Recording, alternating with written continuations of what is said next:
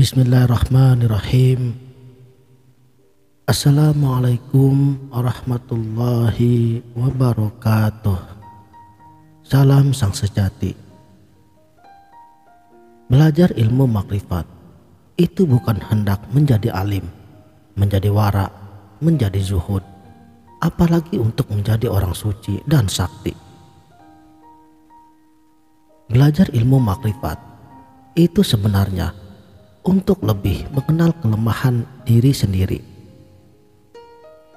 Apabila kita sudah paham bahwa diri kita ini serba kekurangan, maka kita akan lebih banyak tunduk dan lebih merendah diri di dalam menjalani kehidupan sehari-harinya.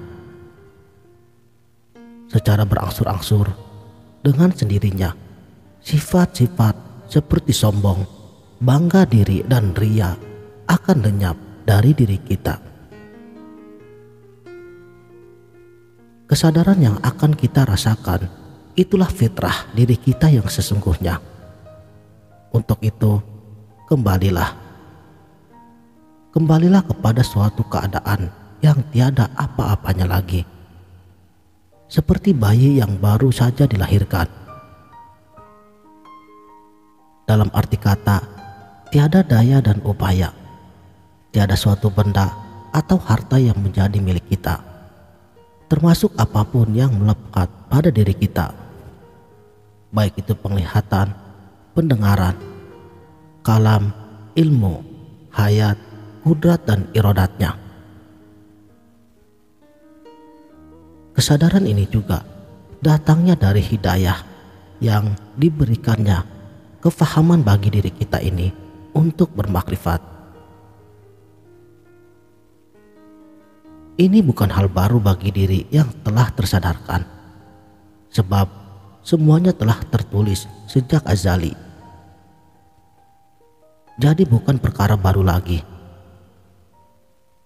Apabila kita terpilih untuk diberi hidayah dan kefahaman bermakrifat, janganlah kita merisaukan lagi daripada perbuatan kita di masa lalu atau ibadah kita yang telah lalu, karena semua itu akan menjadi urusan Allah.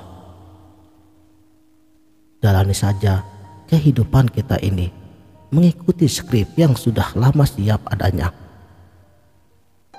Jangan ada lagi keadaan semacam ini untuk dipersoalkan. Terus dalami sehingga ia tiada berhuruf dan tiada bersuara lagi. Saudaraku sang sejati, sebenarnya semua persoalan kita dalam hidup ini telah terjawab apabila kita benar-benar telah memahami arti daripada kata menyerah secara total, baik itu zahir maupun batin kita. Sebab pada tahap inilah tiada lagi kerisauan, tiada lagi kegelisahan ataupun ketakutan. Kita akan merasa aman, merasa tentram dan tenang dalam setiap waktu, sebab segala urusan kita akan menjadi urusan Allah.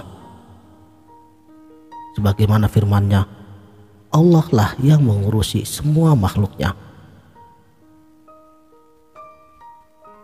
Inilah makom hakiki tertinggi, makom yang tiada boleh apapun masuk ke dalamnya. Dalam kitab Al-Hikamnya Ibnu Athaillah, beliau menamakannya sebagai ahli tajrid, yaitu orang yang tidak lagi dibuat pusing oleh urusan duniawinya. Semua akan ada dengan sendirinya dengan izin Allah. Tetapi bukan berarti bagi yang masih ahli asbab seperti kita ini langsung saja melompat ke tahap ini. Bukan seperti itu cara praktiknya. Ikuti proses sunnatullahnya. Jangan menjadi alasan untuk berserah diri kepada Allah lalu meninggalkan kewajiban menafkahi keluarganya, malas bekerja, dan lain-lain. Sebab masing-masing diri kita ini mempunyai porsinya sendiri. Seperti apa yang saya katakan di awal video ini. Ikuti skripnya atau esakan ia dalam setiap gerak dan diammu.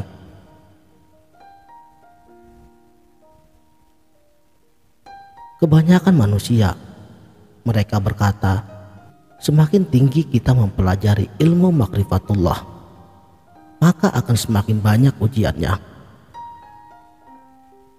Namun, di sini saya tegaskan bahwa semakin dalam kita mempelajari ilmu makrifatullah, justru kita akan semakin yakin, semakin cinta kepada Allah dan kepada semua makhluknya.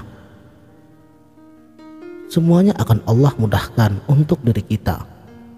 Apapun yang kita inginkan, itu akan selalu terpenuhi, selama itu berasal bukan dari nafsu daya rendah diri kita.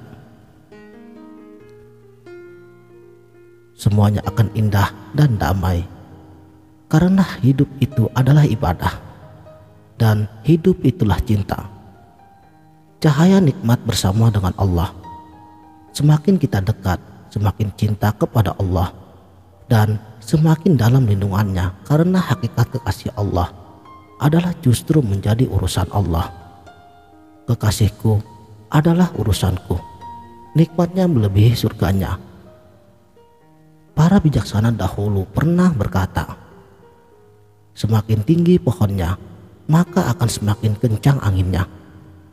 Para sufi pun berkata, semakin kita dekat kepada Allah, maka akan semakin cinta kepada Allah, dan Allah semakin melindungi hambanya. Barakallah. Semua itu mudah dan otomatis adanya. Dan jangan lupa, semua itu tergantung pada prasangka dirimu kepadanya. Sekianlah, salam